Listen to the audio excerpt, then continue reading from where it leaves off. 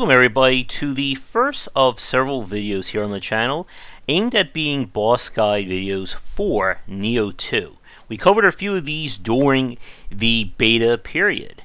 And let me know what you think in the comments below if you have any questions, as I may end up doing some other guide videos on some of the systems of the game. But we are going to be beginning with the Enenra fight. This is one of the first bosses in the game. And this was taken from our live stream play, and that's why there is no audio, as I didn't think you guys would want to hear me talking to myself here. But this is a fight that's going to be all about kind of getting in those hits, and that's going to be a common strategy of all the bosses, or the yokai fights in Nioh 2. For this fight, when he does his kind of forward kick, that leaves him very exposed, as well as that slam. Another thing you may have noticed is that there are 4 barrels of water held up by pillars in the environment. If he attacks near that pillar and the water falls on him, it does massive key damage. What you saw right there was one of his burst attacks. But this is a fight where you can't really tank his punches in terms of blocking or just taking the hits. One of his more annoying factors is that he tends to teleport around the area. This allows him to set up 4 attacks or his own burst counters. So it's better to be on the reactive side of things and wait to see what he does.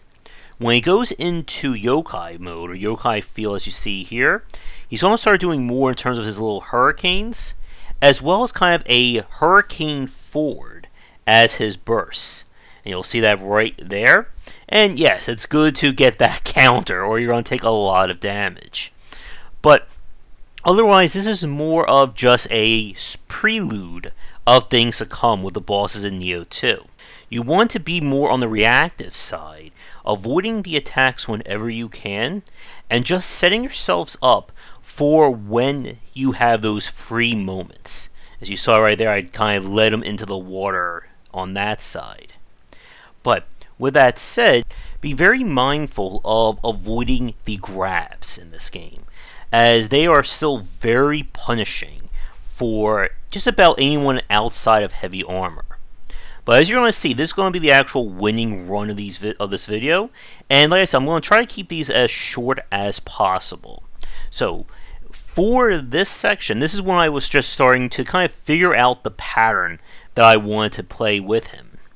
And just kind of dodging, understanding that when he does that final kick, that's my cue to go in.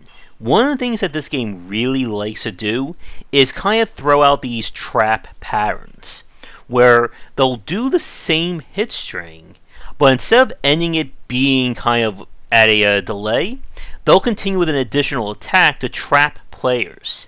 And when you figure that out for each of the bosses, and I'll try to point out in each one of these videos, it allows you basically trap the trapper. Because I know that they're going to try and react, so I'm going to be on that defensive, wait for that additional pattern, and then get more hits in. Now, one thing that I should have been doing, which I start doing more in later fights, is staying in medium or low stance for dodging, and then the second I want to go into attacks, I switch to high stance, because that also breaks ki more than your normal attacks, and as well, obviously does more damage. But as this fight begins to play out, for my build, what you're going to see in the coming videos is I basically stuck with this hatchet style, as well as the feral version of our yokai, or our burst counter. But there really isn't too much to say about this fight. Again, just avoid his pattern. When he does that downward slam, that is another really good sign to go in for more damage. And I need to do, I think, more in terms of using the living weapon. Now, what you saw right there is that some of the bosses will have a wake up attack, and that has gotten me killed quite often in our Nioh 2 play, as the people watching on the live stream can attest to. So it's often better to err on the side of caution, and just as they're getting up, just get out of the way. And As you start to learn the right timings for the burst counter, that is going to be a major way to help you in surviving these fights. I would also recommend for players struggling with these bosses, stay close to medium close whenever you can.